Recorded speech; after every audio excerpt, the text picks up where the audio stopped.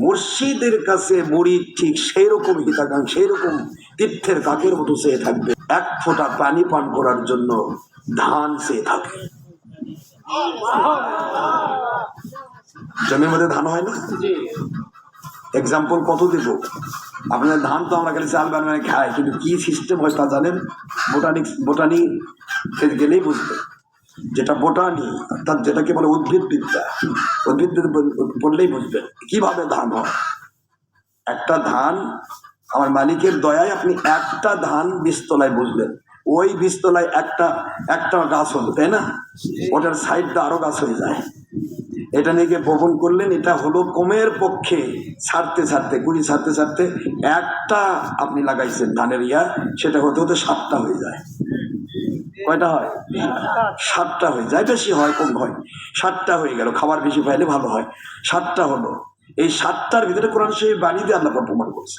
7টা যখন হলো, এই 7টার মধ্যে আবার এক একটা শিশি আল্লাহ পাক 100টা করে দিলেন।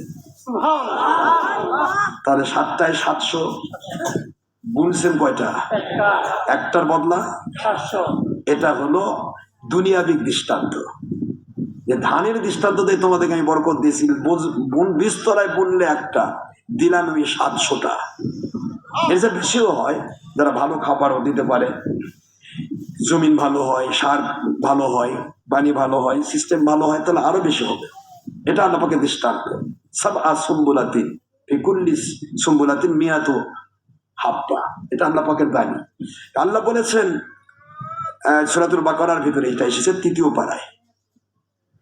তা আমি যেটা বলতে চাচ্ছিলাম, যে একটা ধানের কথা নিয়ে আপনি চিন্তা করেন, তাহলে আপনি অনেক কিছু পেয়ে যাবেন। একটা ধান বীজতলায় বুকলেন, আর আল্লাহ পাক দিলেন কমের পক্ষে কত? 700।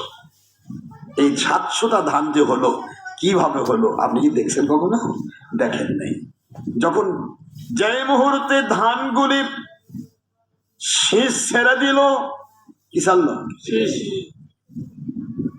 ধানের মধ্যে এরকম করে যখন ফেটে বের হয়ে যায় ধান, এটাকে আমাদের ওইদিকে বলে গাবর হওয়া, তাই না? মানে ধান গর্ভবতী হয়েছে, বের হয়ে গেল, শীষ বের হয়ে গেল, পুরা শীষ বের হয়ে গেল, কিন্তু একটা তো কোনো চাউল নাকি? চাউল নেই বাড়ায় না, দেখছেন নাকি আপনারা? না, চাল নেই বাড়ায় না। সিস্টেম দেখেন অন্যদিকে। ধান বের হয়ে গেল, শীষ বের হয়ে গেল, প্রত্যেক শীষের মধ্যে 100টা করে ধানের গোছা। আমার মালিকের দয়ার দিকে তাকিয়ে থাকলো, রাতের বেলা হা করে থাকলো প্রতিটি ধান। আমার মালিকের দয়ার শিশির বিন্দু 1 ফোঁটা পড়ে গেল ধানের ভিতর। এই শিশির বিন্দু পান করার জন্য ধান যেরকম অপেক্ষায় থাকে, প্রত্যেকটা মুরিদ তার মুর্শিদ কিবলার সোহবতের জন্য অপেক্ষায় থাকা উচিত।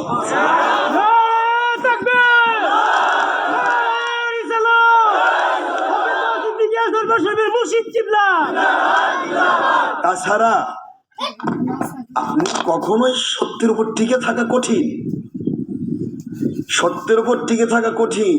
আপনার চার্জার ব্যাটারি আছে না? দেখবেন চার্জ দিয়েছেন, পাওয়ার থেকে চার্জ নিয়েছেন, বিদ্যুৎ থেকে চার্জ নিয়েছেন, সকেটের মধ্যে দিয়েছেন, চার্জ ফুল হলো, ব্যবহার করতেছেন, ব্যবহার করতেই থাকবেন, আর কোনোদিন চার্জ দিবেন না, তো কি করুন? তাহলে হবে? চার্জ না হতে হতে ব্যাটারিটা নষ্ট হয়ে যাবে। আমার কথা বোঝেন নাই?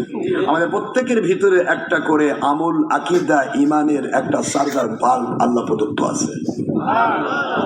এই বাল্বটা নবী থাকলে নবীগের কাছে গেলে চার্জ ওঠে, নবী না থাকলে উলিল আমর ওলিদের কাছে গেলে চার্জ ওঠে।